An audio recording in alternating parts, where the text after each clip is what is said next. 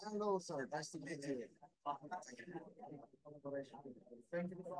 Дякую, пані Бето.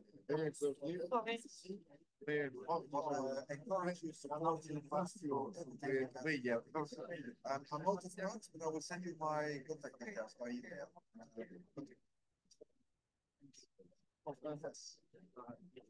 Я хочу фото.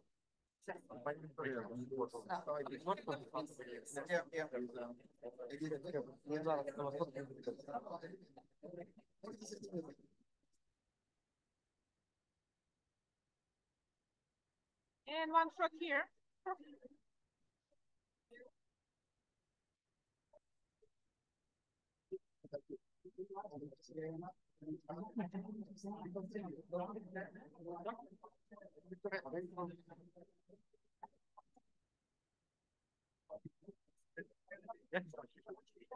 Так собі, не дуже.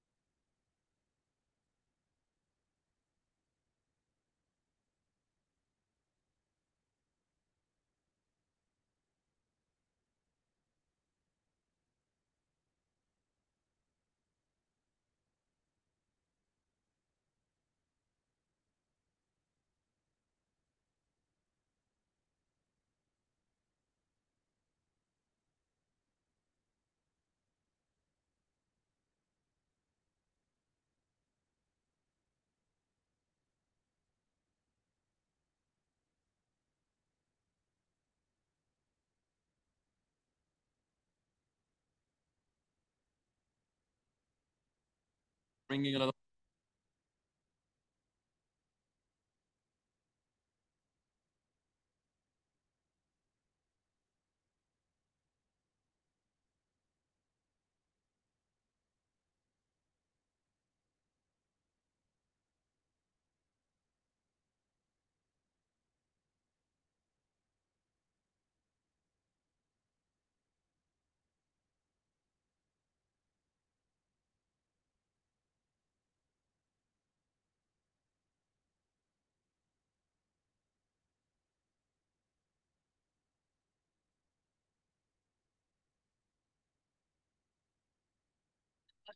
Оля, ти тут?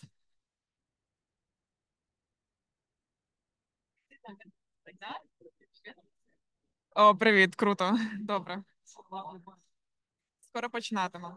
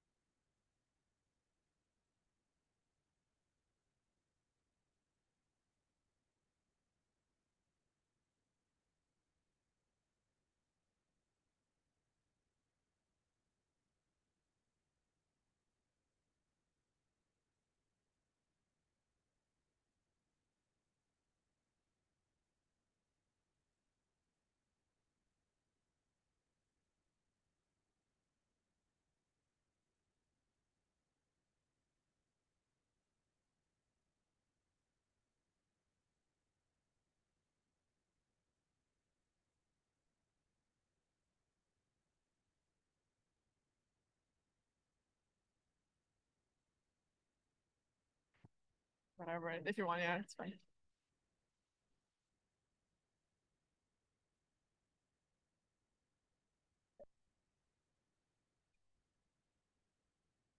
Дуже дорога тусовка для себе, для самих себе. Е,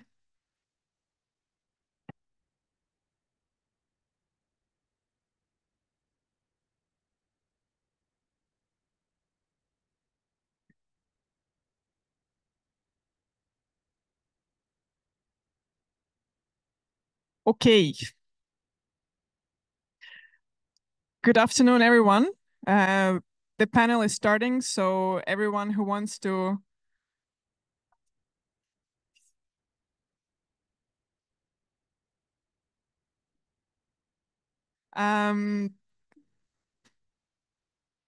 super excited to open the series of panels on agriculture sector and climate agenda in Ukraine.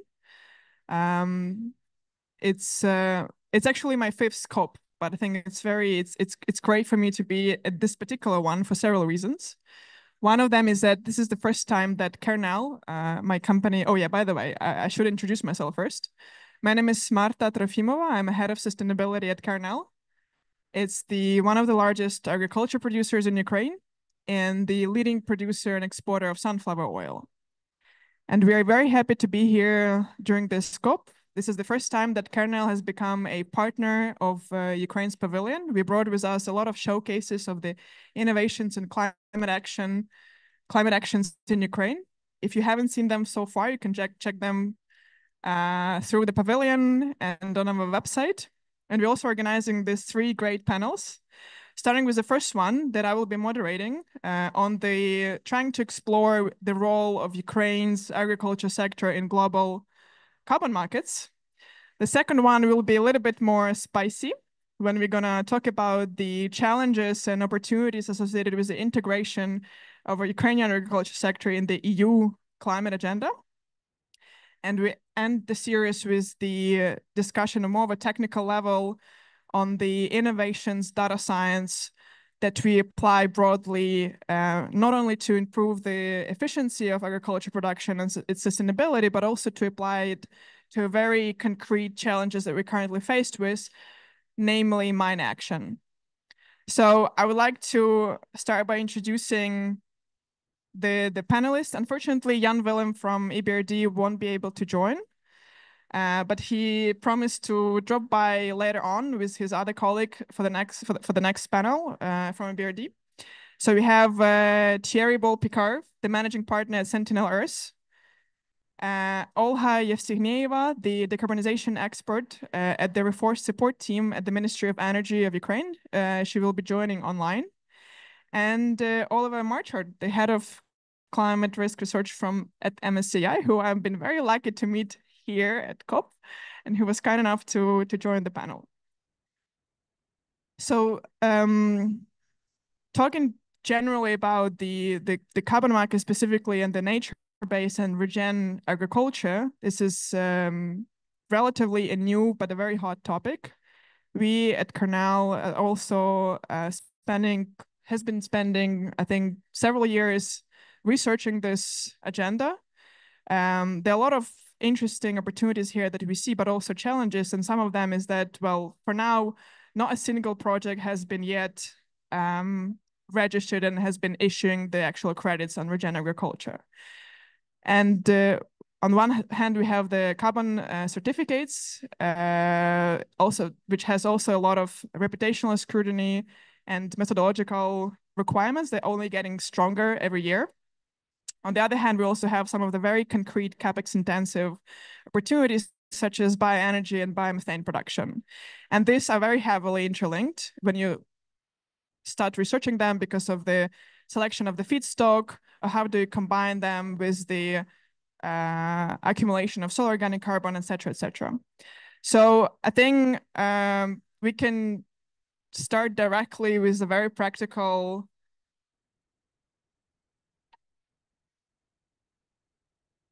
is it working? No, I don't think so. Gonna start with a very practical discussion and questions from that I would like to address to Thierry from Sentinel Earth. So we'll ask you to introduce yourself first, but obviously Sentinel Earth is you represent a stakeholder that directly involved into the practical operationalization of this market initiative. So in other words, trader. So could you please share the insights from your perspective? What do you think the role of carbon markets in supporting decarbonization in agriculture sector, specifically in Ukraine? Yeah, sure. Thank you, Marta, for the question. So first of all, just as a short introduction, so I'm Thierry, managing partner at Sentinel Earth. What we're doing is helping companies transform their assets and infrastructure to adapt to the carbon markets. We try to bring the essential financing for that and bring a project from the inception to the commercialization by as well helping on the branding and the marketing and finding various ways for project developers to commercialize their environmental attributes, being it now for insetting or on the broader carbon markets, or as well now under Article 6.2. For your question, I think there are three main roles that the carbon market has. Is to facilitate the transition for the producer and the farmer, to prepare him for the future and what the market is expecting of him, and just in general to create new opportunities.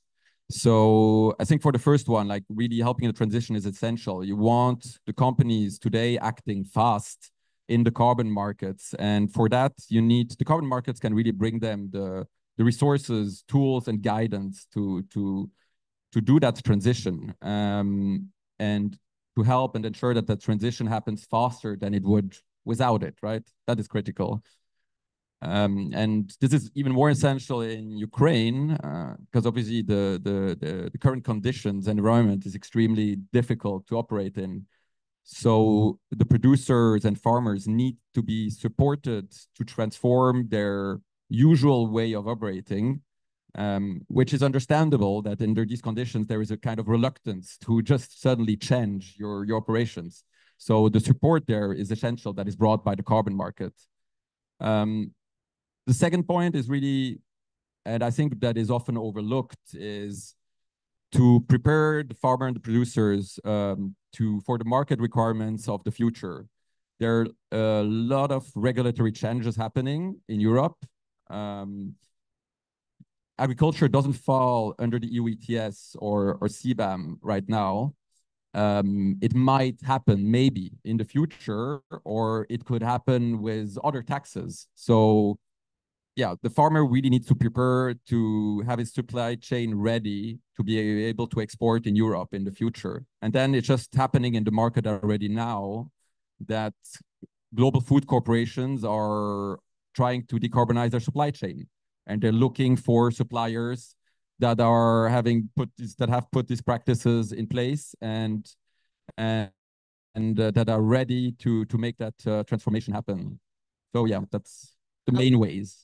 I think I will follow up with that. And so we can say that there's essentially two types of interests in the market. So the one is carbon offsets, just something that is being some financial instruments that just exist on the market or will exist in the market. And there's something more of a related to a specific commodity that would be in setting. What do you think in which direction has more attention right now? Or maybe it would differ depending on the companies. I'm saying, like, what are the priorities in terms of these two types of instruments? Well, I think it is really important to take the two mechanisms in count. And I think it would depend of the size as well of the company and the producer. A bigger company will have, I think, access in the near future more and more to insetting possibilities through the supply chain, because you need for insetting contracts with food corporations to have a certain size to negotiate and to be at the table. This will not be available, or at least the structure is not there yet to make it available to smaller farmers.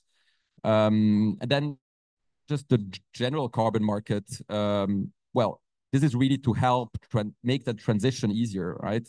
To give the resources and the guidance for it. And well, as you said in the beginning, it is not there yet either. There are, I think, around 60 projects under validation at VM42, but none has been validated, right? So this is a total new mechanism that is happening right now in the market. And that's why, like, Ukrainian farmers can really take advantage of that in the near future. And the last follow-up, I think, to you on I think the most interesting one is on pricing. Well, at some point we'll get to the point when there is some projects exist in the markets from regen agriculture offsets already there. Do you think that would be enough to have a pricing mechanism for that, or is there something else from the policy regulators or maybe some additional regulators that you would be expecting as a trader in order to set up the market, or that would be, or it's going to be purely B2B dialogue? On the carbon markets, it will be a market mechanism, purely B2B. There are certain prices that are indicated in the carbon markets. Regenerative agriculture is a removal practice, which is really highly regarded in the markets. And I mean, well, it is uncertain, obviously, as no project has been validated and you have no market indication what the price is, but you can have references. I mean, in the US, the carbon market for regenerative agriculture is around $50, which, well, it's hard maybe to make a direct parallel, but that could be the price that is expected in the future for European credits as well. And then there are, well, certain other regulatory requirements that can influence the price. And that is under Article 6.2. So for example, Singapore just accepted VM42 to allow companies to offset their CO2 tax by regenerative agriculture practices sourced in certain countries. And I will come back to that later, I think, on my second point, because it's crucial that these bilateral agreements with these countries are happening now and are being negotiated. But I mean, the $50 per certificate is actually a good price. If you manage to get at least 1 ton of removal per hectare, that's just a great additional EBITDA for a farmer. So thank you for these inputs. And now I think I would want to move to something that's, we mentioned that there's a lot of uncertainty now on the carbon markets for regenerative agriculture. So we can start now talking about something that's already exists there, not only in the projects, but also in the regulations in Ukraine. So with that, I would like to address it to Olga Yevstygnieva, who is joining online. Olga, can you hear us? Yes, I can hear you and see you well. Hey, great. So we can all see you. This is great. So recently, a new regulation in Ukraine was adopted that essentially allows the biomethane exports if it's supported by the proof of sustainability. Of course, a lot of interest the interest in biomethane production has drastically increased in Ukraine. We as a company also coming back to that research as well. Now we have some sort of certainty, but there are of course a lot of questions remaining about the certification, about the different nuances on the feedstock, on the pricing, etc. And there is new thing that you need to take also into account, which is the union database linkages. So as somebody who works directly with that regulation, could you please tell us about the current status of the national preparations to assure the export of biomethane in terms of all of these technicalities and policy requirements? Thank you. Yes, thank you, Marta, for the invitation and the opportunity to share very inspiring findings on the Ukraine biomethane deployment that is very important for us today. And actually, I would like to start that before the full-scale Russia invasion, the biomethane production in Ukraine didn't exist at all. But today, we have 4 companies in Ukraine are fully equipped to produce nearly 10 million cubic meters of biomethane annually. And what is very important, they all have received the ISCC certificates and are prepared to issue the proof of sustainability documents for exports. Why the European certification system? Because our primary legislation on the sustainability criteria and the guarantees of origin are in the newborn stage. I would like to name it like this way. But still, we tried to collaborate with the European Union and to explain that the European certification in the nearly the early stage of the biomethane export from Ukraine, it would be fully enough, because this means that each producer can confirm the volume of sustainable, clean biofuel produced and supplied to international buyers under the international standards. And also in the near future, around 5 more plants are expected to begin operations, jointly producing up to 70 million cubic meters of biomethane, like clean, sustainable biomethane annually. And with the potential for biomethane export in the next 2 years, we plan to expand the sector by adding another 10%. Each with the 1.5 cubic meters of production capacity annually. And currently about 30 major agriculture enterprises just looking for the opportunities in this market. And we fully understand that in case that biomethane production is unprofitable for the internal domestic market, we need to make the export possibility active and ongoing. And it will deploy the biomethane production in Ukraine as well. So we know that this November, 21st of November, the new UTP regulation on the renewable gases need to be like active. And that is why we, from this, since February this year, we are working closely with the European Commission to ensure that Ukrainian companies would be among the first could provide the export of the biomethane for the European Union.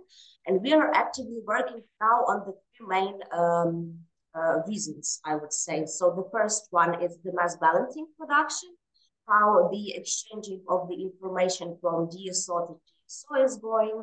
Also, the second is double accounting prevention of the gases. And the third, that is, of course, the European certification of the biomethane sustainability, because as I said, guarantees of origin and sustainability criteria, that is some kind of a mid and long-term perspective for our legislation. Now we will like clear and cover it by the European standardization. But still mass balancing and double accounting prevention, that is something that we are 90% clear with the European Commission. And actually, I hopefully that maybe like this or early next year, the pilot transaction to the UTP could be possible. And just 2 weeks ago, actually, we adopted the roadmap in collaboration with the European Union on cooperation on biomethane, renewable and synthetic gases as well. And during a high-level working group meeting with the DG ENER, it was noticed that Ukraine is recognized as the first non-European Union country who almost align with the UTP regulations. So that is very good for all of us. And actually today at 12 o'clock Kyiv time, we have the first implementation meeting on our roadmap with the representatives of the European Union. And we need to present how we will manage all this mass balancing and double accounting issues. And then hopefully, I think that we can talk about some of the business. Actually, we have one in Ukraine.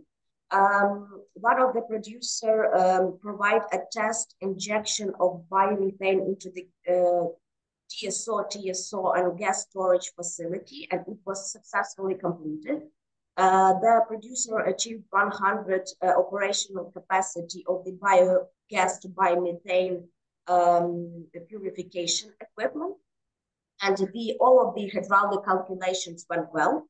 And also he received his first like acts of acceptance and transfer of biomethane, then of biomethane. So we already have some biomethane in our gas storages.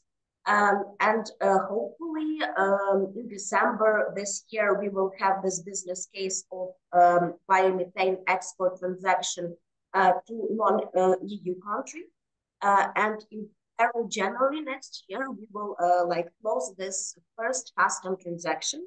And after this, or maybe in a parallel, we are waiting for another like UTP pivotal test biomethane export as well. So that is something how we are trying to manage all of this primary, secondary legislation challenges in Ukraine. And actually, we are talking about the sustainable of the biomethane. We already have it, and that is like highlighted and noticed by the European certification authorities. And also about the UTP alignments, we are 90% ready to export to the UTP as well, to report. Thank you. Thank you.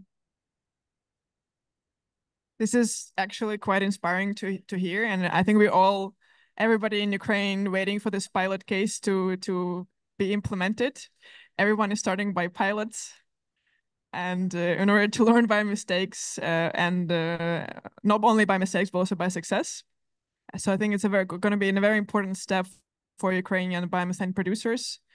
Also is going to be the encouraging one.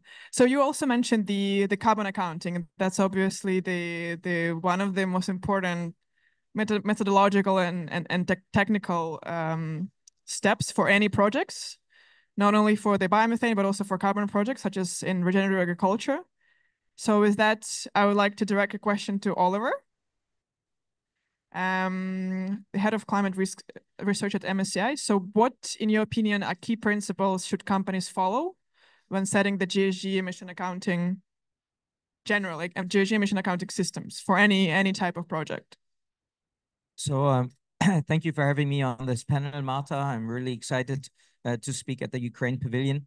Let me first maybe introduce MSCI to you. I'm relatively confident that most of you don't know MSCI. MSCI is a leading global data provider for financial information. Our main business is index data, but to create indexes, especially to create sustainability indexes and climate indexes. And there's a broad range of climate indexes today already.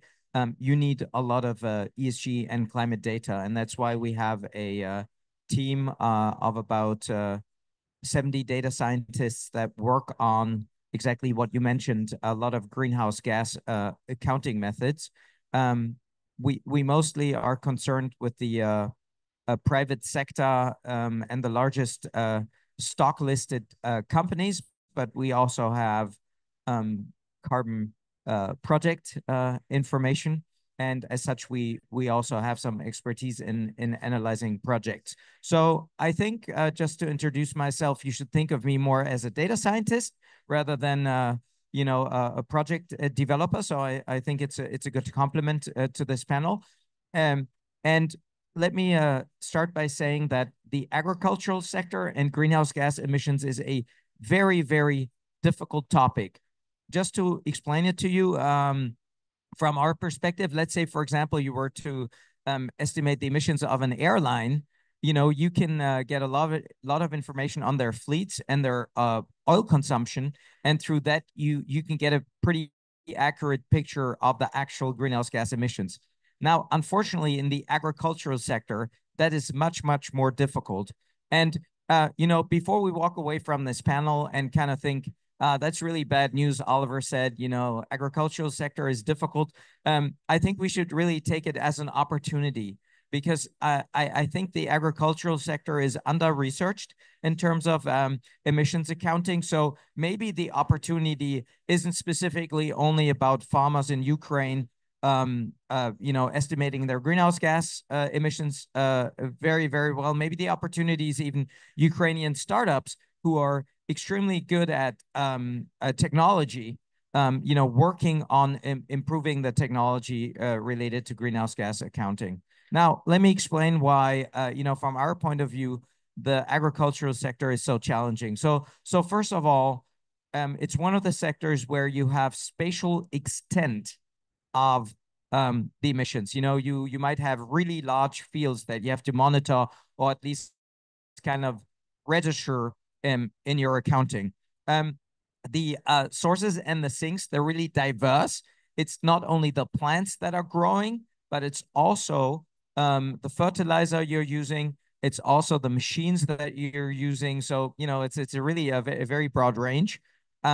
Permanence is a real issue and hard to measure. We might talk about, those the integrity criterias later on. Collecting data, I think, for farmers generally is very difficult. Farms, aren't meant to be digital organizations. So, I guess most farms don't have a chief data officer or something like that.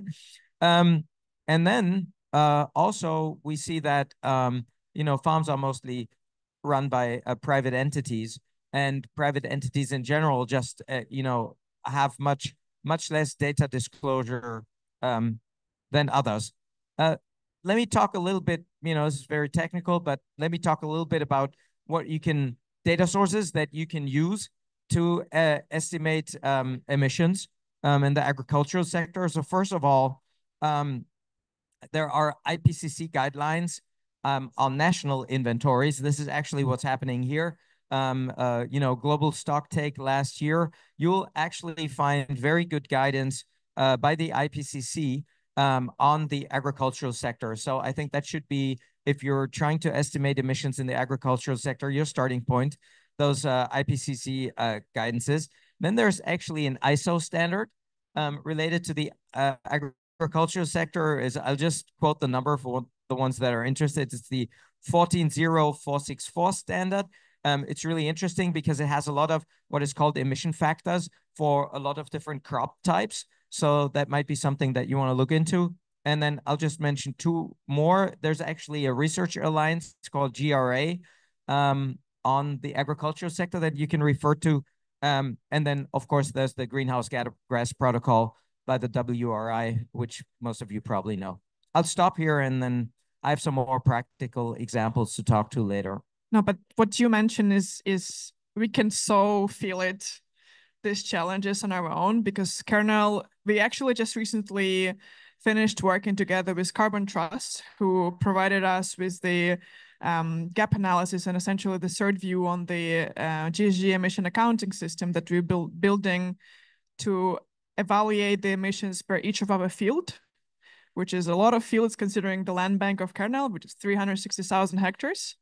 And we follow the methodologies that you mentioned, the IPCC. Some of them will, you know, use the interpretation of the IPCC methodologies from Cool Farm Tool, et cetera, et cetera. So it's actually it is very difficult because you can't, and I think this is the complexity of and the nature of GHG emissions from agriculture is probably one of the reasons why agriculture has been lagging behind in terms of the climate regulations at EU, but also the negotiations here at the climate, at the COPs.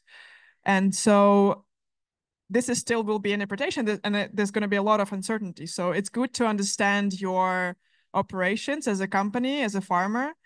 Of course, given that if the company has the resources to collect all this data and really analyze it. But now speaking about the permanence is something that we also very much aware of, because if you want to have a good quality of the carbon certificates, you want to properly model the soil organic carbon in the world in your project. And this is something that we will cover a bit in more detail on our third panel. But maybe to refer to Thierry about how the standards deal with the permanence problem is that they have the buffer, and then you essentially can use it as a sort of backup for your project in case something goes wrong. Because in carbon-wise, because in agriculture you still have the crop rotation, you still have the different weather events, something can change, and you need to switch the technology you apply, and then you can end up with the not so many removals as you might hope for.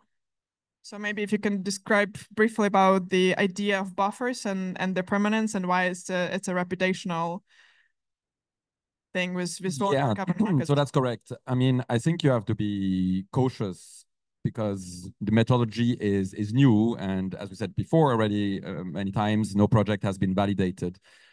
And I think it was not the approach that has been made in the market in the 2 or 3 previous years. There were some optimistic numbers out there for sequestration per hectare, and I think that's not the correct approach to have. You need to go in there by being cautiously optimistic, let's say. I think this is considered as a removal, and as we just said, it has a high value price. And you can expect in optimal conditions maybe to have 1 ton of carbon of sequestration per hectare, but 2 or 3 which were accepted, or let's say out there in the market and thrown out to producers and farmers are a bit on the high range. And then on top of that, I think, I mean, at least in your financials, put a number that is lower and then consider as well the buffer that is in there. If you manage to do better by the data you gather, then you will be compensated by it anyway. But I think, yes, just be cautiously optimistic, collect the right data, and yes, adapt to the methodology throughout the years. I think this is exactly the situation when you don't want to overpromise and underdeliver. Considering there's so many cases that we already observed associated with the RED Plus on voluntary carbon markets, which then ended up in the stronger methodology. So you have to You don't want to mess it up, essentially. Exactly. So, well, I think we can actually then maybe go to the wrap up questions of this panel, and this is going to be the same question to all panelists. And I think maybe we can start with you, Olga. From biomethane perspective, but of course also considering all the nuances associated with the methodology, carbon accounting, etc. What would you say? What are your key recommendations to Ukrainian agriculture producers, but also for policymakers, to unlock the potential of Ukrainian agriculture sector and become the... Okay, the question to Thierry then. What is, from your perspective, do you think are the key recommendations for Ukrainian agriculture producer to unlock to become a strong player on the global carbon markets and generally markets of environmental attributes? I mean, it's really to embrace the change that is happening, because it's happening at the moment and really quickly in the agricultural sector. So getting ready, getting prepared, and there are the resources and tools out there at the moment that are available to farmers, and really, I mean, embrace the carbon markets, engage with international associations, and get the knowledge necessary. And well, the second part is really about what we just discussed previously. It's the technological side. I think, I mean, leveraging technology, as Oliver said, Ukraine has a lot of great startups and in the tech space that help on that. They're really reasonable. I mean, yes, third-party providers can really give great services, being it on satellite imagery, for reasonable prices at the moment. And collecting data is key in this environment. It will not only help the farmer enroll in future carbon programs, but as well, secure better financing options as well. I mean, investors and banks are more and more looking at sustainability factors for the investment. So yeah. Well, yeah. And also, I think what needs to be added here in terms of the using the opportunities, it still needs to be done in the environment of quite challenging environment and condition that Ukraine is currently living in. But I think here, to add from the perspective of kernels being a big player, I think it's our prerogative to essentially be the role model, but also to help other farmers and to attract them, to share the expertise. And we already have the established channels of doing that through our partnership programs. But I think, of course, everything that has to do with the carbon sequestration and carbon management and climate action, we can definitely be the player on the market who can provide all the resources, starting from the expertise, technological, financial, et cetera. So it's important to really divide and conquer. So I think the big companies such as ourselves, who has the resources, who have all the data scientists, who have everything, basically, they can be the one who would be leading by example.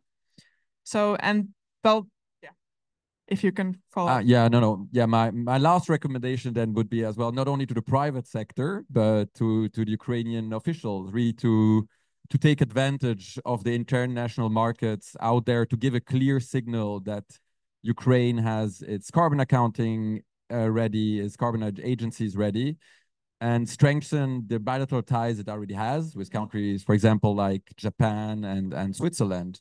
But as well, just take advantage of, even if at the moment Article 6 has not been yet fully implemented and the framework is not set up, there are countries out there that are willing to give financial and technical support through that mechanism already. So yeah.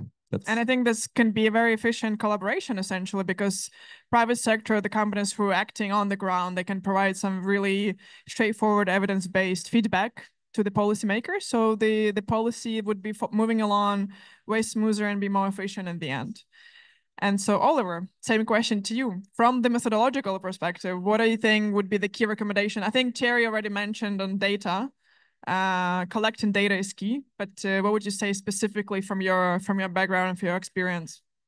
So maybe just to repeat again, I think this gap should really be identified as an opportunity. And I would like to I don't know how to express this in the best way, but I would like to say that, you know, in hindsight, all of progress is always simple, but creating it is much harder.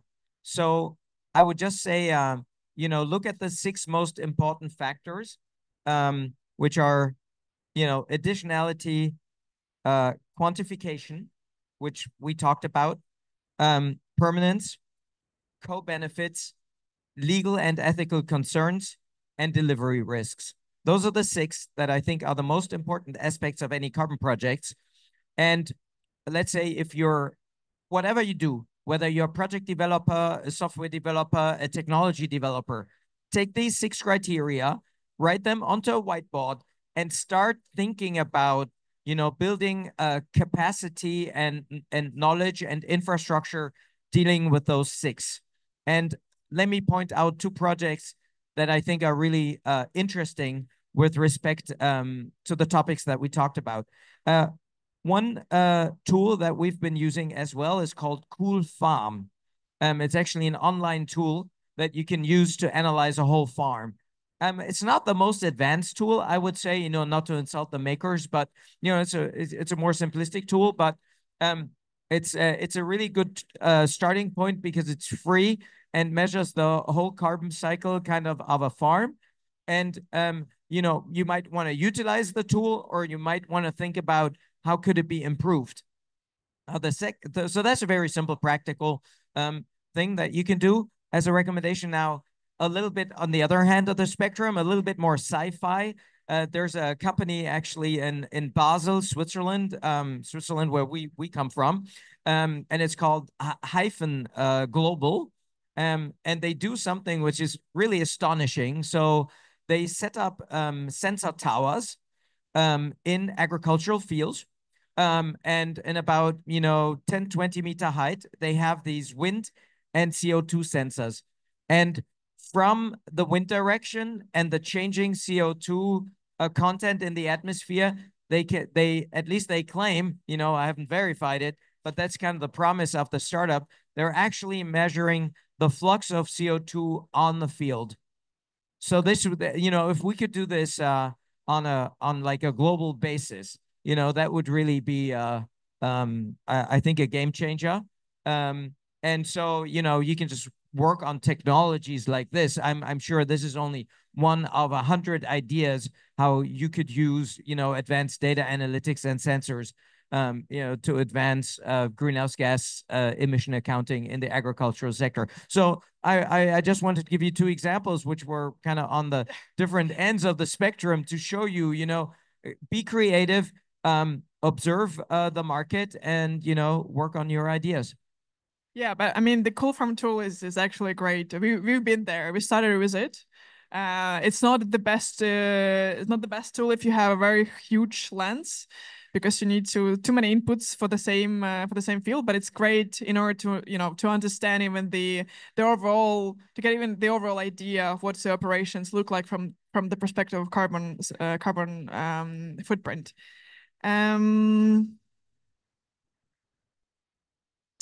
I think we can continue talking about that actually for a long time. I think we need to wrap up.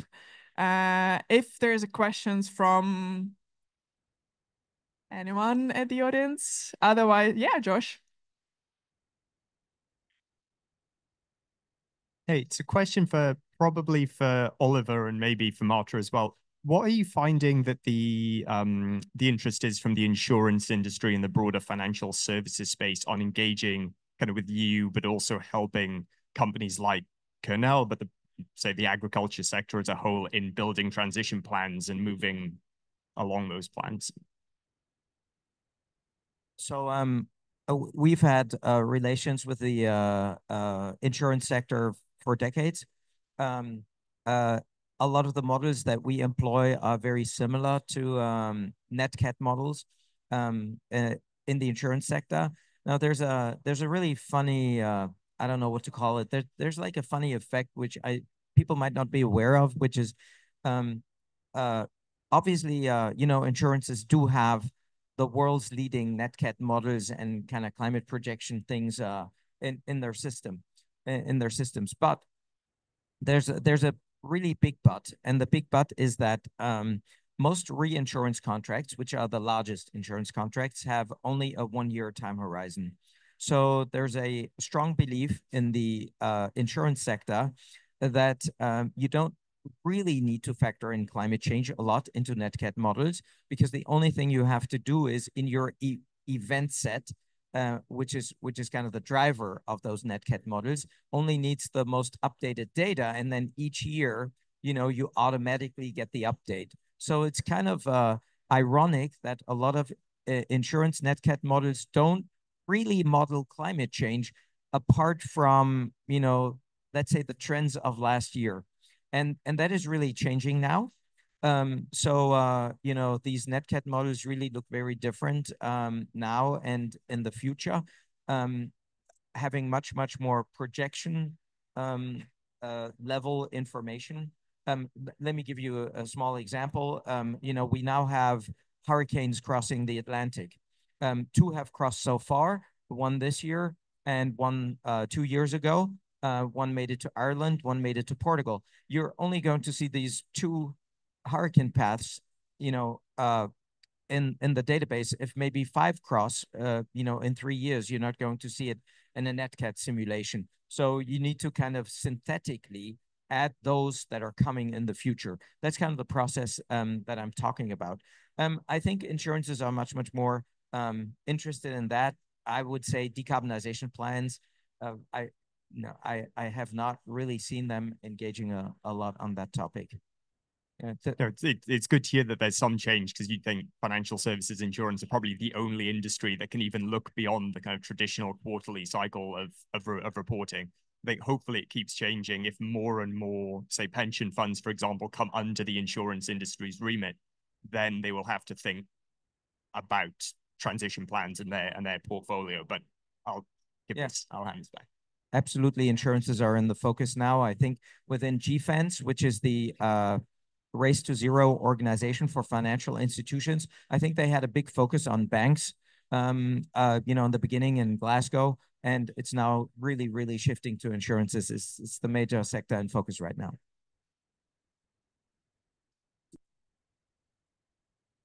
Okay, thank you, everyone. Thank you, everyone. Thank you, Josh, for the question. Thank you to the speakers. I think it was a great discussion. Thank you very much. Thank you.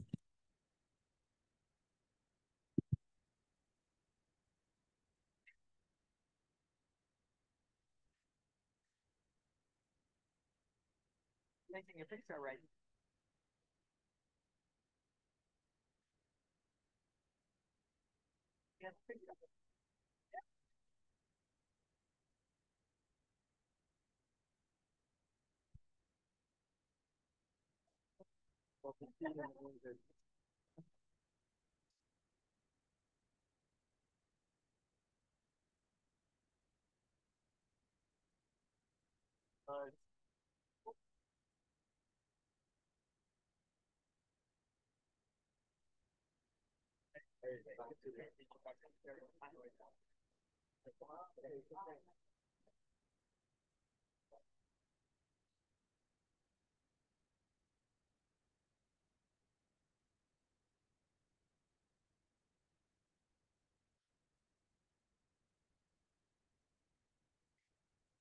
A big opportunity in Ukrainian agricultural sector, because with accession of Ukrainian agriculture to the EU, I think the getting the neuro carbon agenda way more, but for Ukrainian producers, it's a bit more challenging. Thank you for these remarks. And speaking about the opportunities, I want to address my next question to our big partner, to the BRD representative, to Gian Piero. And the question is, what financial instruments and technical policy support mechanism can EBRD offer to both agricultural companies and policymakers to enhance, to stimulate the implementation of low carbon and sustainable practices? Thank you very much. It's really a pleasure to be here. Thank you for the invitation. I think you have to take it a little bit closer to you. Okay, yes. Oh, yes. Can you hear me well now? Perfect. So thank you for the invitation. It's really a pleasure to be here. At EBRD, we are a strong supporter of Ukraine, strong supporter of Ukrainian agricultural sector. And so for us, it's a priority area of intervention and focus. I like maybe to pick up on what Alexandra just mentioned, because she mentioned two important elements. It's about the differentiation between those companies, you mentioned a startup, Kernel, of course, that are integrated in the global value chain from those that, perhaps are a bit, have less, capacity. So, and also you mentioned institutional capacity gap. These are very, very important elements. And I'll try to give a couple of examples of how some of these gaps can be addressed. When it comes to this first tier of companies, again, Kernel, a startup, they are already leading on financial innovation on a global scale. And I'll give you an example. Last year at EBRD, we supported a startup, just with a sustainability-linked loans. So a result-based instrument that actually require a high degree of sophistication in determining the KPIs around which the finance is structured, but also combine a physical objective. In the case of a startup, was reduction of water use, was about conversion of a large portion of land to sustainable farming practices like low, no tillage practices or crop covering, for example, but also combines quite sophisticated interventions in terms of management practices. So in the context of this investment, a startup agreed to apply TCFD consideration, the way they assess climate risk, but also integrate climate consideration in their investment decision. So it's a company, and there are many examples with Kernel, of course, as well, that ultimately are examples that you can bring to, we use these cases all the time when we speak to our clients across the EBRD region. However, when it comes to those companies that don't have the same capacity and resources, there is an issue of creating the right instruments. And one way to deal with it, I think, is at the governmental level to produce the type of capacity and assistance that is required, but also very much through the local financial institutions. At EBRD, we work a lot with local banks to support them understanding how they can incorporate climate risk in their portfolio, but also in their offering. So I think using the local financial institutions to support actually sub-borrowers and reach out to smaller organizations, that's a way to accelerate the integration of also this type of companies within the global financial system. Can you give any recommendations for those maybe not, but medium-sized enterprises? Can they attract more finances to establish their green practices? I would suggest two things. One is to improve access to data and use, connect better data to investment decision. That's what, as an investor, as a financier, I want to see. I want to see companies that have a good understanding of where the risks are, but also how they want to address these risks and how they turn these risks into an opportunity. So that's the first element.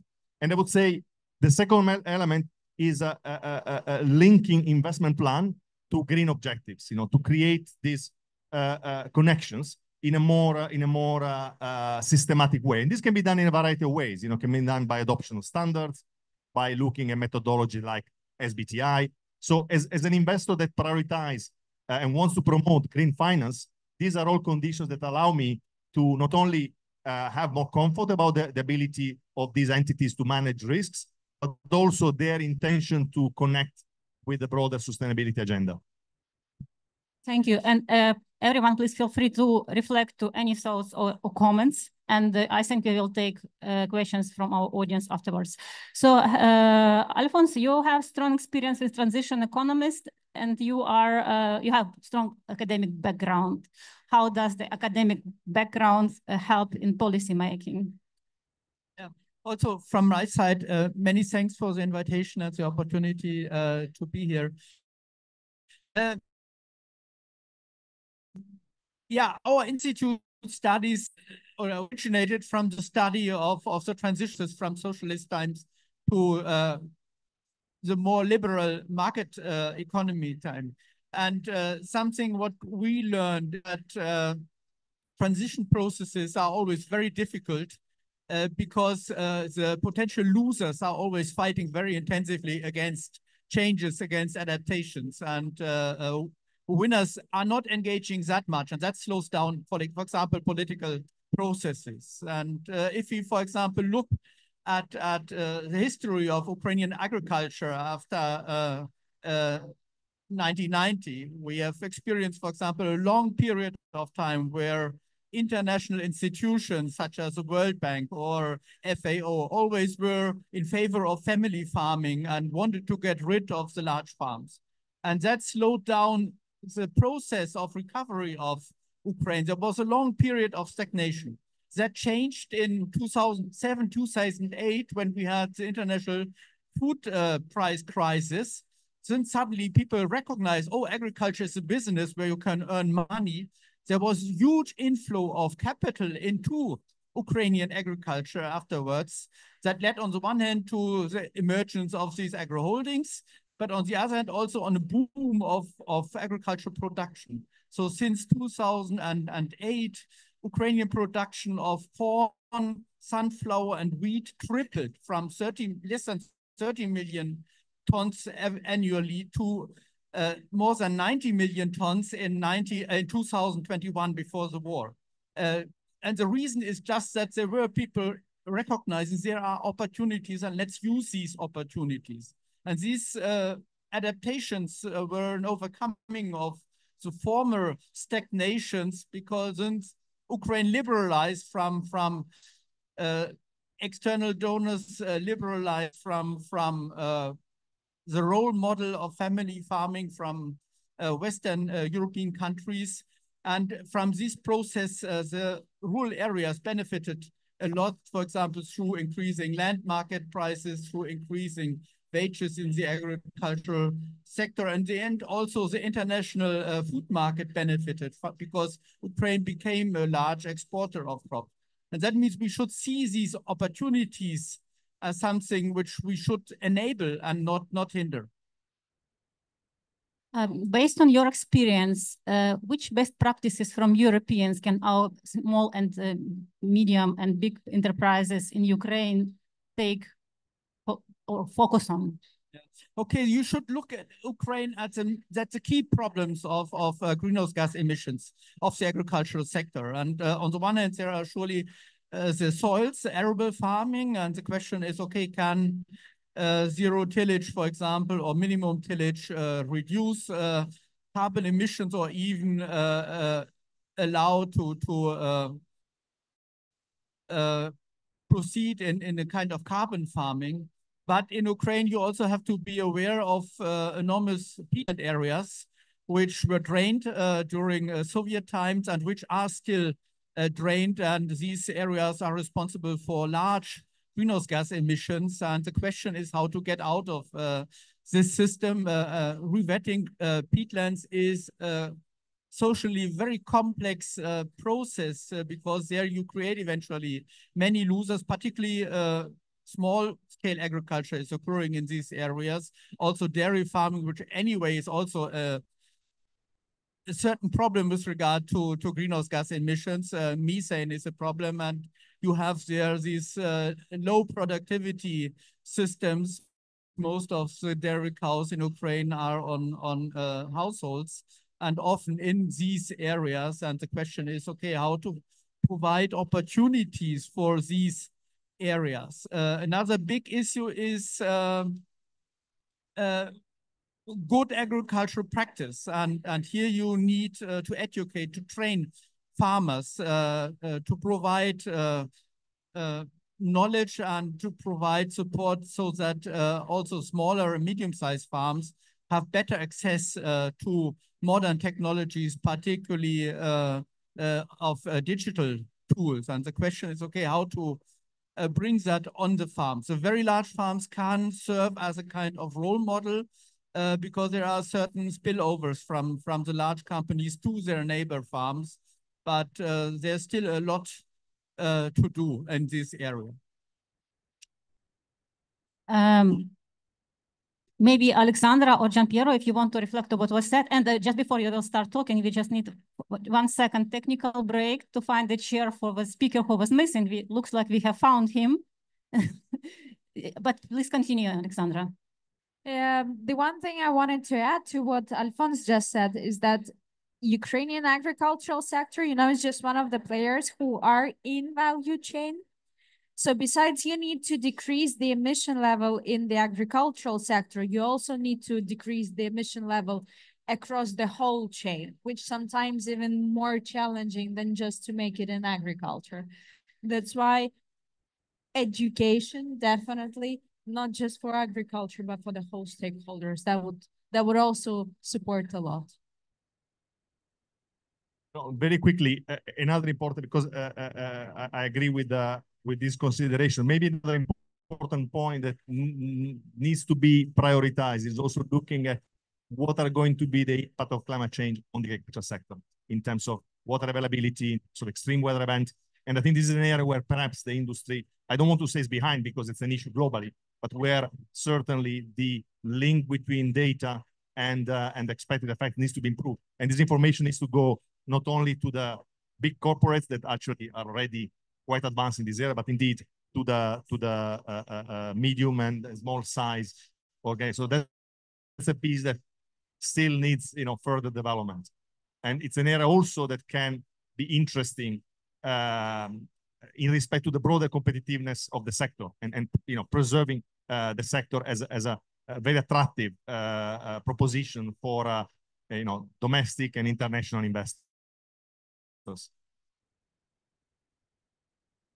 Thank you. So I think, Denis, I will continue and address next question to you. So which legislative actions are now being taken or needs to be done to meet the European requirements?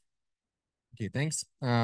Taking into account and taking this opportunity, this panel is about politics, and I'm a politician. Yeah, I want to express the gratitude to organizers because this panel is very important for many aspects. First of all, we speak a lot here about capacity building, about awareness, and so on. And I'm really impressed with the actions provided by Kernel as one of the leading company in building sustainability in such really complicated times. And I'm really impressed about that. If you don't mind, I'll reflect some thoughts about previous questions.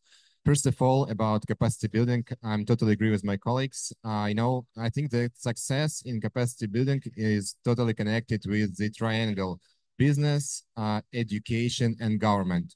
We should work in one stream, and it's not only about building capacity inside companies. It's also building capacity in the government, in state institutions, and so far. But we need our one general agenda for this. And I think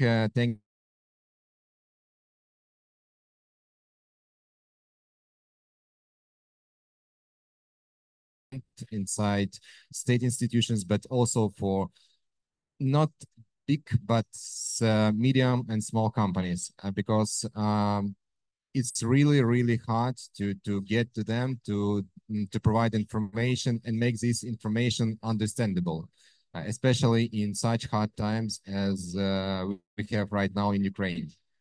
The second thing that I want to it's about opportunities and challenges. I think there are no opportunities without challenges, because even now in Ukraine, we have a unique situation when all the challenges that appear in ag sector, all these moments with rebuilding ag business, they provide opportunities to rebuild it in a totally new way, in a totally progressive way, in a totally green transition way, let's say so. And here we as a government have opportunity to do it together with our international colleagues, with EBRD, IFC, and other international finance institutions.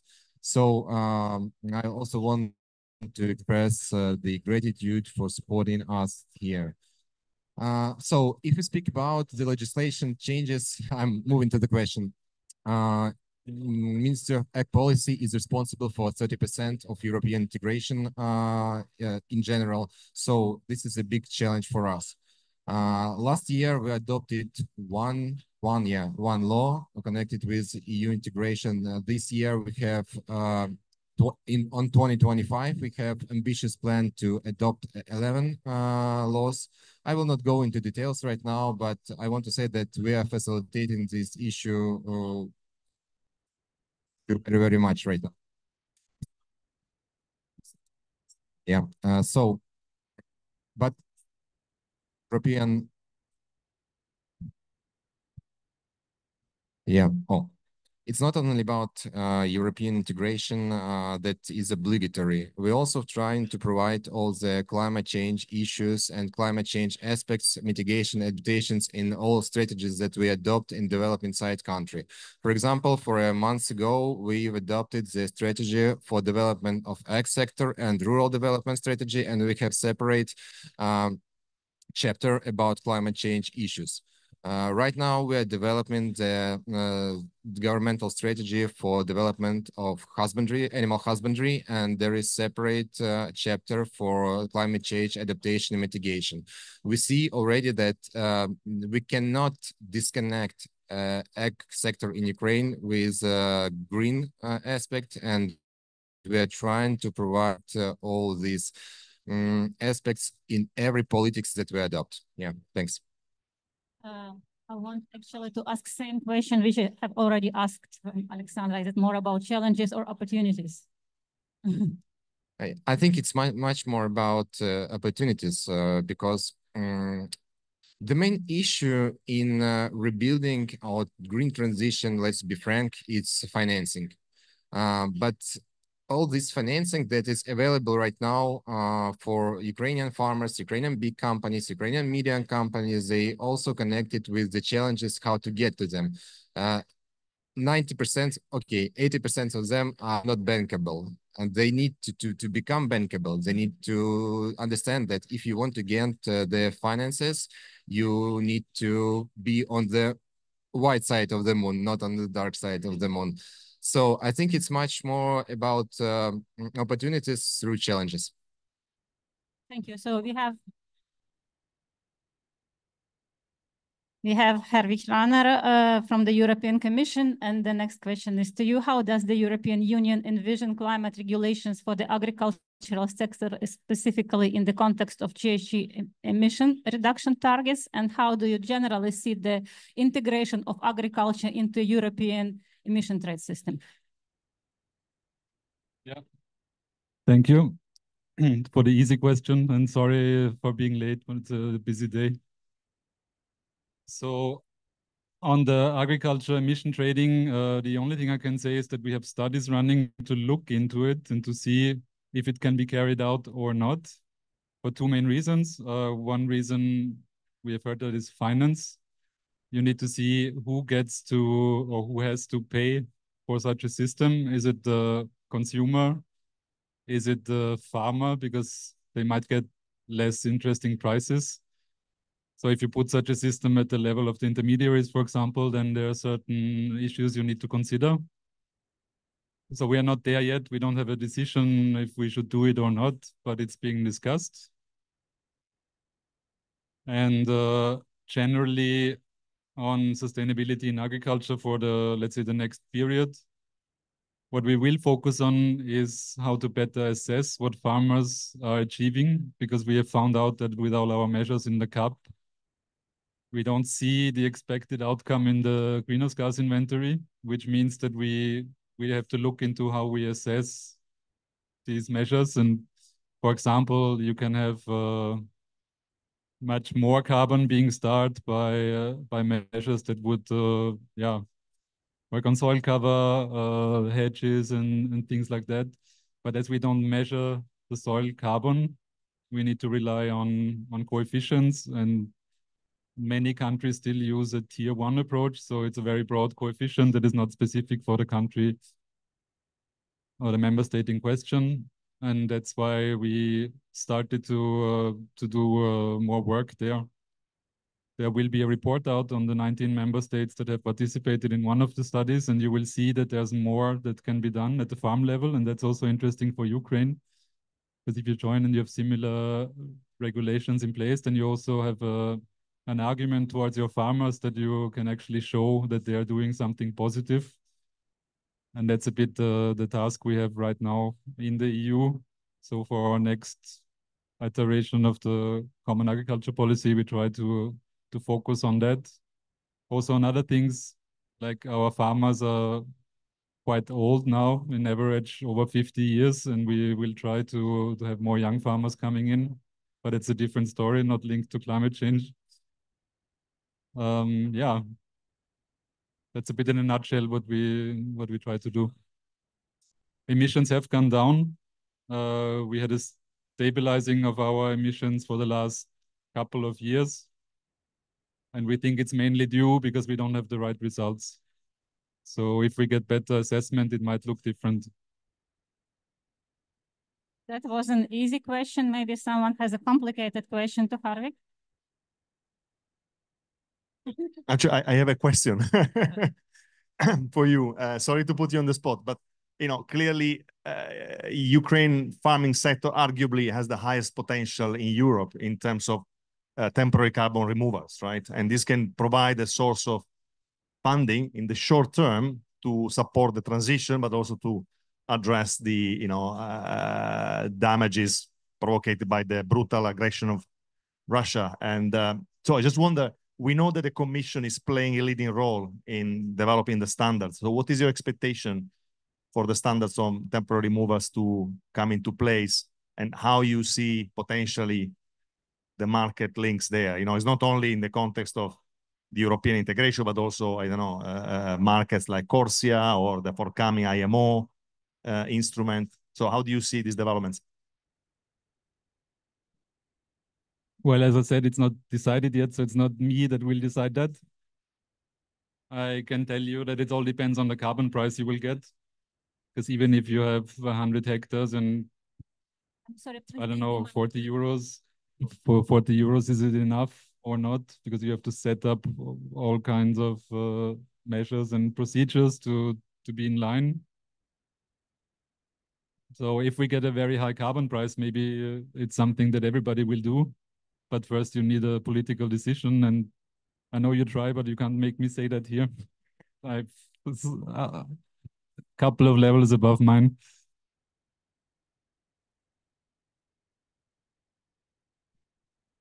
I have a short question. Any spoiler on the common agricultural policy? Well, how it can tackle the environmental issues? Because hopefully after the next one, CAP Ukraine will also join, and we need to start slowly preparing to it. Yeah. I think you know as much as I do that there's discussions on how to have more incentivizing for the farmers. Will we move away from these classical direct payments or not? That depends on the member states in council, what they decide. But you know that there are discussions between different member states. You have different positions at the moment, but one solution could be that you have more budget on the environment measures that you have on the rural development, and that you maybe have more money for something like eco schemes. If we continue with that, would make sense. Because the idea is to incentivize the farmers to, out of their own volition, to participate and to do something. So it's not going to be a total stick approach where you say if you don't do something, then you're going to be punished. It will not work. But our commissioner is not even in office yet. So you're asking me questions that can make me lose my job if I say the wrong thing. We'll see. There will be a vision for agriculture after 100 days. But I think I gave you the big lines already. What he said in Parliament is really that he wants more young people in. He wants to ensure that the farmers get a fair price, that we continue the Green Deal implementation. And then it's not rocket science to imagine how the policy will most likely look like. I see that more difficult questions are coming, yes, on the left. I have also a next question. What about land use changes as an issue? I mentioned before you arrived the topic of peatlands, and also in Ukraine, re-wetting peatland would be a huge issue where greenhouse gas emissions could reduce substantially, eventually much more than carbon farming on arable land. Do you think that there are opportunities also for some cross-border agreements on the one hand to protect peatlands, but on the other hand, particularly to re-wet peatlands, because that may also an opportunity for small-scale farmers, households who are now operating on these fields? Okay. Yeah, there's certainly opportunities. I'm pretty sure there are already exchanges with the countries that do carry out such measures, like Germany and to a certain extent Denmark. So this will be also part of the accession talks, I guess, and the colleagues that are already involved with the Ukrainian colleagues will bring that up for sure. On the potential, yeah, it depends on the surface. But like in the north of Europe, there's so many former peatlands. If you would re-wet all that, then you would basically have no farmers left in parts of Sweden and Denmark. So I think there has to be a little bit of a choice of what you want to keep and how much you can do. But already in the COP now we have protection of wetlands and peatlands in as a guide, and that will continue. And I know people will say with the simplification it looks like we will do less, but that's really not the case. If you don't mind, the last but not the least question from me. Let's move a little bit to practical stage. We discussed a lot of interesting and potential things right now with you. Could we think about some potential cooperation between the Ministry of Agrarian Policy of Ukraine and the EU Commission in these regards? So that possibilities for cooperation between, if it's on biodiversity, I would need to ask my colleagues from DGN, but they are here, but I can get back to Marta very quickly on that. On climate change, I think you have already exchanges going on. That's what my colleagues told me. Maybe not between ministries, but as part of the whole accession. But I'm pretty sure there's room for that, yes. But what are you looking for? Is it technical exchanges? Okay. Well, I will bring that back to the Klima hierarchy also, because they're all here. Would be my pleasure.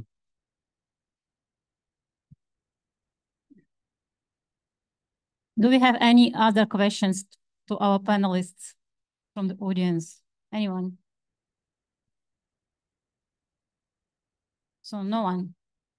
Do you have questions to some of you? So yes. No, I have a question for Alexandra, in fact, because your work is very important, to bring together different parties, in terms of the partnership that you perhaps want to establish outside Ukraine with other organizations. So what is your plan there? What are the type of connections that you are planning to create? Currently, as UCAP, we are very much working on building some kind of cooperation with the European Agricultural Associations. It's very, very strong lobby inside of the EU on all the matters, not just trade, but also in general, the accession. We already understand that if we build discussion with them, it will be way more easier to come through the accession for the agriculture, because currently the agriculture is the biggest problem for Ukraine to become a member. That's one thing. The second thing is we are building cooperation with the institutions and research institutions as well.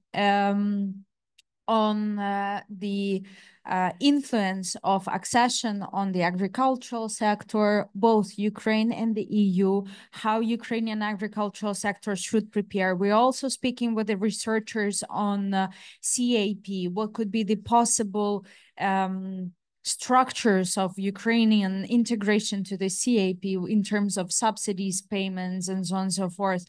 So we are trying to cover not just associations and not just the researchers, but also any other stakeholder who could give us either knowledge or support us in our way to the EU, because we do understand that there is a huge work to be done in the future. We are closely cooperating with the Ministry of Agriculture of Ukraine as well in terms of capacity building, in terms of providing the information, the expertise as much as possible. We are always there. That's basically our plan. We need to have as many allies as possible so that the integration to the EU will be as painless as possible. I would also like to comment on this question. Currently, the main arguments of the current EU farmers organizations is that accession of Ukraine would endanger the European model of agriculture, which is family farming. If we really look at EU farming, look at countries such as Eastern Germany, Czech Republic, Slovakia, Romania, Bulgaria, it is dominated by large farms. And we should more openly address this issue also with regard to EU institutions. You mentioned again the example of Scandinavia and counting farmers. And I don't believe that this has really anything which brings us into the future. We have huge challenges as European Union, wasting every year billions just for supporting poor farmers, which are poor because we breed poor farms in the EU. We pay extra money for the very poor farmers, and even in the most recent strategy paper of Ursula von der Leyen, again, let's give subsidies to those who are in need. That is, in the end, breeding poverty in the agricultural sector. And that is a crazy system. And the question is, will, for example, accession of Ukraine allow to establish new coalitions also within the EU, which focuses more on the objectives of our societies, which are protect the environment, protect also the food system, where we need efficient farms which provide good food and not where we just count farmers. Thank you, everyone, for all your comments and remarks and sharing. It was almost a self-moderated panel discussion, so a real discussion. And I actually have just one last question to each of you, which is, what would you name as your #1 priority to speed up the European integration of Ukraine?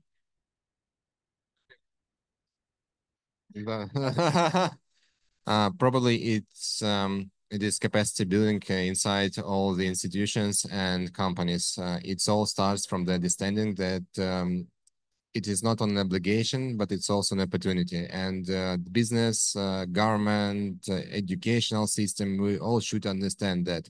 And probably this is one of the trigger that started the acceleration of the European integration process for the next year and the end of this year, because we really worked the last year, 2023, 2024, on capacity building inside the ministry and together with the association. That's why I'm very grateful to them for that. I would say that our main task currently is to decrease the tension between the Ukrainian and European agricultural sector, because it's mostly emotional rather than factual, and we need to be evidence-based. That's what we are trying to push.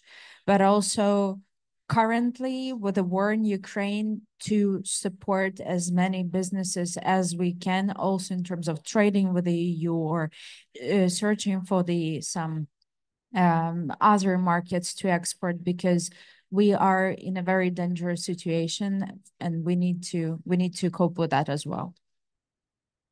Yeah. Yeah, I can only underline that. As you know, the EU is a strong supporter of Ukraine, and we will continue.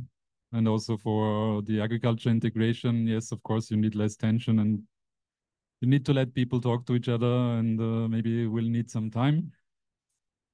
So that's why I linked to the question before. I will get back. I will talk to our people that are following the Ukraine accession, and I will ensure that I get an answer for you. So for the collaboration with the Environment Ministry, that's also part of it. But maybe there should also be a bit more direct exchanges, like Copa Cogeca and similar organizations in your country. At one point, they need to talk. Yeah. Yeah. But our negotiations here are tough. I started 12 years ago and we didn't even know how to define agriculture. So it takes some time, but you will get there. One moment. I agree, of course, with what the previous panelists mentioned. Maybe I'll add a couple of points. One, reflecting on what Professor Balma was mentioning before.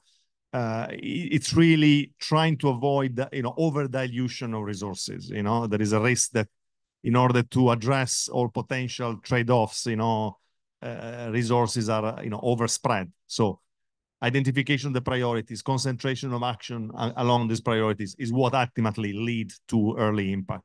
And, results is what is needed. You want to see things progressing. And the second one, I think there is an important, we need perhaps increased focus on the infrastructure piece. What are the infrastructure development that needs to take place in terms of transport, in terms of water systems, in terms of energy systems. So that's another area where I would strongly focus in terms of the cooperation and integration of the European agricultural system and the Ukrainian one. Okay, I'm very grateful to UCAP that they initiated a project which we are currently working on, financed by EBRD. It is on identifying win-win opportunities of EU accession of Ukraine, and we should really be aware that in the end, particularly also the EU would benefit. Already now the EU actually is benefiting even from the agricultural imports, but again, those who are benefiting, for example, animal husbandry, the animal sector is not engaging very much to inform the public about all the benefits they generate from food residues, for example, which they can import from Canal and Ukrainian institutions. Instead, they leave the political arena to those who are just complaining. But there are lots of benefits, and we should be aware of that. Also, the Western European input providers benefit a lot from the modernization of Ukrainian agriculture. We should be aware of these joint benefits. And another point which is surely important is that we need to refocus not only also on the technical infrastructure of Ukraine, but also on the, let's say, more weaker infrastructures, which is knowledge and innovation system. In Ukraine, there is still a huge deficit, for example, in the whole research and education system. The big companies, they are running away. They have their access to modern technology, but the question is how to get the knowledge also to the medium-sized farmers and also to the smaller farms. I just really want to thank you all for being so active, for being so open, for being so positive. And after listening to everything you have shared with us today, I have a personal belief that working all together, like private sector, policymakers, associations, financial institutions, global science, we will definitely create for Ukrainian agriculture a future which will not only be focused on ensuring global food security, but also meeting highest standards and requirements, and also preserving the fertility of our land. Thank you, everyone.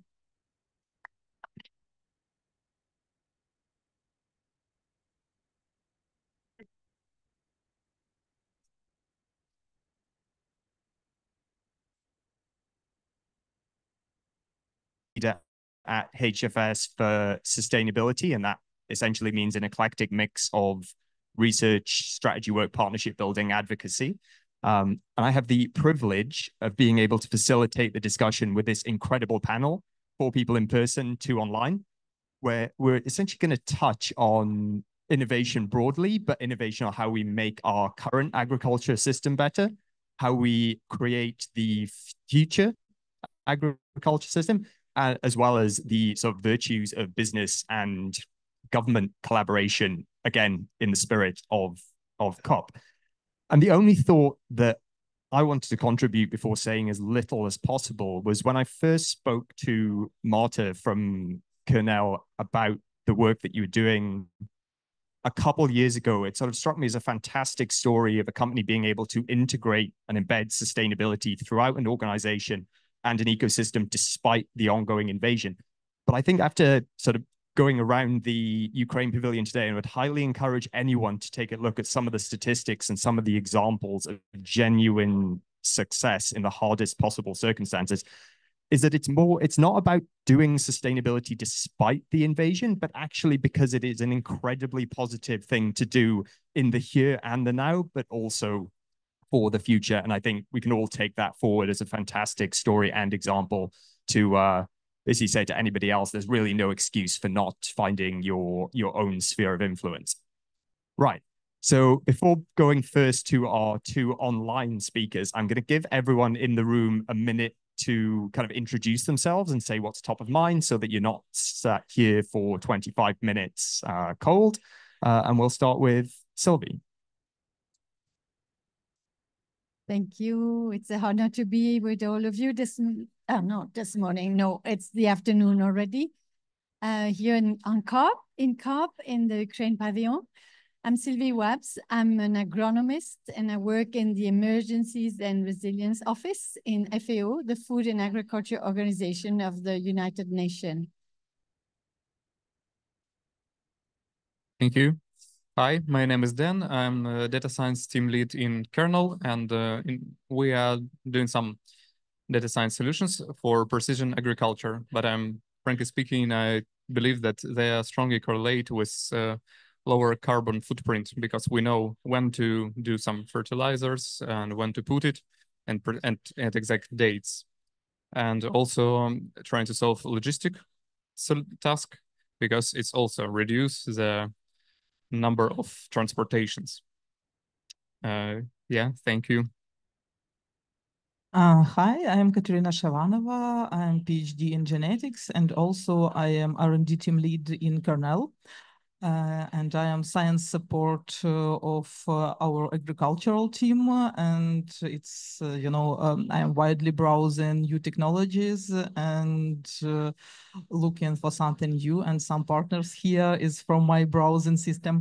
And I believe we need a lot of network here, not only online, but offline, to continue our collaboration for low carbon input and other things. Yeah, thank you. I'm Regina Razmanova. I'm product manager of ES Data Analytics. We usually model what's going on in environments. If you're talking about agriculture, we have farmers to save money of soil sampling, and that's how they can increase their potential of regenerative agriculture. Also, we have some project in forest monitoring, because we usually analyze satellite data and we use it for deforestation and monitoring the activities and going on in the field, like tillage detection, cover crop detection, and others. Thank you. Hey, thank you, everyone. Can we now turn to, I think, Elena first, and then we'll head to Inbal afterwards. I think, Elena, you're here. I can see you. Yeah, I'm now here. You're on the screen. Hey, over to you. And for people in the room, you might need to try the headphones to hear our online speakers, just as a warning. Elena. Okay, thank you so much. It is a great privilege to join you even online. So I'm Olena Pereniuk. I'm working in the Ministry of Economy of Ukraine, and I'm the coordinator of the prioritization in the mine action. So what we essentially do is we are checking the status of the territory that were affected by war in Ukraine, and we are classifying those territories into those that can be returned back to the economy and those that are unfortunately cannot.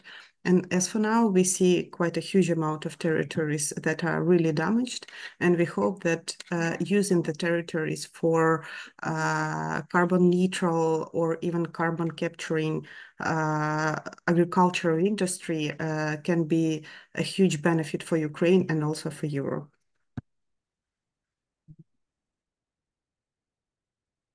Oh, hey, Elena, I think you're good to give your kind of main contribution if you would like. I think we'll get through you and Inbal for the next maybe 15 to 20 minutes and then bring the conversation back to the room, because I think you might need to potentially leave us before the end.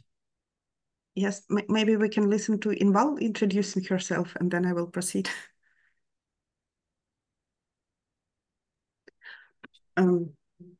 Sure. Hi, everybody. It's a pleasure to be here, and I'm sorry I'm not able to be there in person. My name is Inbal Bekereshev. I'm the director of NASA Harvest. This is NASA's international program on food security and agriculture, where our prime mission is really to look at how do we integrate more satellite information and data into the hands of end users, whether those are private sector, governments, humanitarian organizations, across the board, from sustainability to food security to early warning. And as you'll see in my presentation, also in terms of actually estimating agricultural production under war conditions. Thank you. Thank you. So I will proceed to my main contribution. So basically, to start with, I need to say that Ukraine currently is the most mined country in Europe. Officially, we recognize that there were more than 173,000 square kilometers that were potentially mined, and also there might be even much more territories that were affected by war. The main problem with these territories is basically that they might have some increased amount of traces of the explosive ordnance. They might need some increased amount of the heavy metals, yet in accordance with our analysis, they are not higher than the standards, I would say, for the agricultural products. And also the great issue and problem that we face is a bomb turbation of the territory. So basically, when the explosive ordnance is exploding, it is burning the organic layer of the soil, as well as it is erupting all of the other soil around it. Hence, it leads us to the territory, to the agricultural land losing its fertility, and that is a great issue for us. So, of course, there are some territories that are slightly affected by war. It means that they contain a tiny bit of, traces of the explosive ordnance and so on. So this situation can be addressed using agricultural approaches and also using remediation. And we could return this territory back to the economy. Yet there will be quite a huge part of the territory of Ukraine that will be damaged quite severely. And in the rough calculations, we can say that it is about 30,000 square kilometers that might be not available for providing agriculture anymore, because it is essentially the territory of current frontline. And it is contaminated with everything, basically, with the leftovers of the explosive ordnance, with some substances that were used by Russia against the international law, and so on and so forth. And also those territories might be dangerous for living because they are extremely difficult to demine and to return back to the agricultural use. So our goal considering those territories is to develop criteria in accordance with which we can classify the territories onto the territories that are okay for providing, for growing biofuel plants, and those that we want to use for sequestering the carbon and sequestering the greenhouses, because we are hoping to provide the territory for forestry, for growing meadows, and so on and so forth. So my main message here in this panel is to say that to create the model of doing something with that huge territory is impossible by only the means of government, or only the means of landowners, or only the means of agri-holdings. It should be a huge collaboration between the government, businesses, international partners, of course, to actually return back that territory into the economy and into the good using, and then also benefiting from that territory to decrease the climate risks and to increase the carbon sequestration potential of Ukraine and the whole Europe.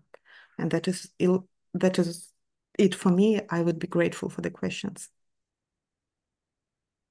Amazing. Thank you so much, Elena. I was just going to ask, I don't know if there are any questions before Elena leaves in the room, but I was just going to ask you about financing demining, and currently kind of where are your major sources of funding right now, and where do you see that they need to go in the future? Because I would imagine the answer is you need a lot more finance to demine Ukraine now and in the future. But yeah, where is it coming from? Where does it need to come from in the future?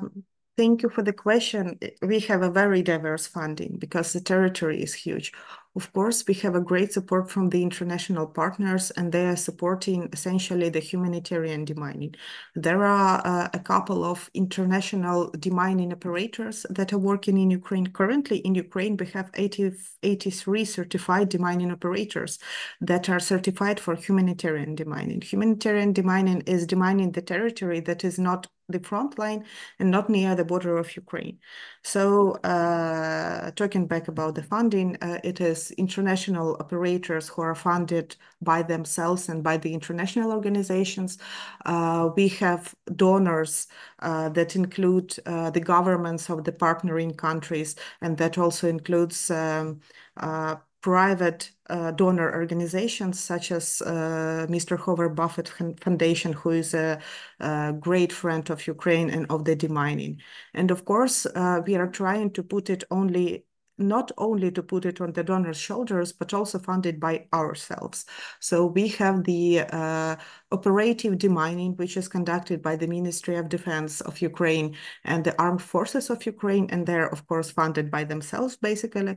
And we are also opening the tenders, the auctions for demining. For example, if the farmer would like to have his territory demined, he can announce that he wants this territory demined, and then the private operators will come to the market and try to take part into the contest and demine this territory. So partly the price of the demining will be refunded by the Ukrainian government.